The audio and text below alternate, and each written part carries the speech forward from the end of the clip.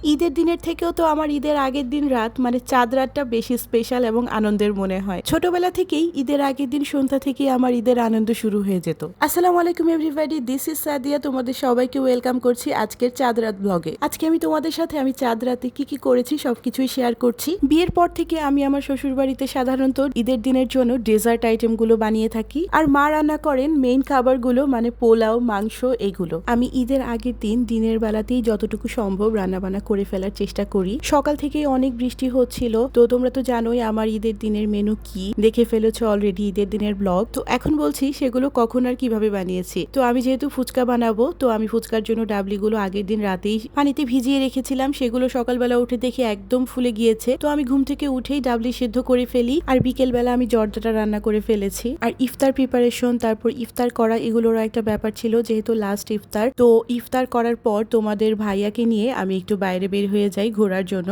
চাঁদ রাতের ঘোরাঘুরি বলে কথা। আর ওয়েদারটা এত সুন্দর ছিল যে কি বলবো, বৃষ্টির পর পর একদম ঠান্ডা ঠান্ডা ওয়েদার যেরকম হয় ঠিক সেরকম। এই সুন্দর ওয়েদারের সন্ধ্যাবেলায় তো আমাকে গরম গরম এক কাপ চা খেতেই হবে। তো আমি রাস্তার পাশেই চা দেখেই একদম চা খেয়ে নিয়েছি শুরুতেই। তারপর চলে গিয়েছি আমরা ফ্লাওয়ার শপে। ঈদের দিনের জন্য বাসায় একটু তাজা ফুল রাখবো, খুবই ভালো লাগে আমার। তো আমরা কিছু রজনীগন্ধা কিনে নিয়েছি। আর রাস্তার পাশে একদম মেহেদির উৎসব বসে গেছে, সবাই মেহেদি দিচ্ছিল। আমি তো অলরেডি হাতে মেহেদি দিয়েই ফেলেছি। তোমরা তো অলরেডি আমার মেহেদি নাইটের ব্লগ দেখেই ফেলেছো, আমার হাতের মেহেদিও দেখেছো, কেমন লেগেছে জানিও কিন্তু। তারপর সামনে এই সুন্দর বেলি ফুলের মালাগুলো দেখতে পেয়ে তোমাদের ভাইয়া আমাকে একটা কিনে দিল, আর আমিও সুন্দর করে হাতে ব্রেসলেটের মতো পরে নিয়েছি। এই জিনিসটা আমার খুব পছন্দের, যখনই সামনে দেখতে পাই আমি এরকম হাতে পরে নেই। তারপর আমরা চলে যাই ব্রেসলেটের শপে। আমি এক ধরনের ব্রেসলেট খুঁজছিলাম কিন্তু পাচ্ছিলাম না, তারপর কিনে নিয়েছি। সেটাও তোমরা দেখেছো, তোমাদের ভাইয়া নিজের হাতে আমাকে পরিয়ে দিয়েছে। আর তোমরা কারা এবার ঈদে ভাইরাল কাশ্মীরি চুড়িটা কিনেছো সেটাও আমাকে জানিও। আনফরচুনেটলি আমি পাইনি খুঁজে একদমই, তাই কিনতে পারিনি এবার। তারপর বাসায় এসে আমি ফ্লাওয়ার বাসে সুন্দর করে রজনীগন্ধা গুলো সাজিয়ে নিয়েছি। তারপর ডিনার করে একবারে আমি কিচেনে চলে এসেছি, যেহেতু আমার সেমাই রান্না করাটা বাকি। আর মনে পড়ে যাচ্ছিল আম্মুর কথা।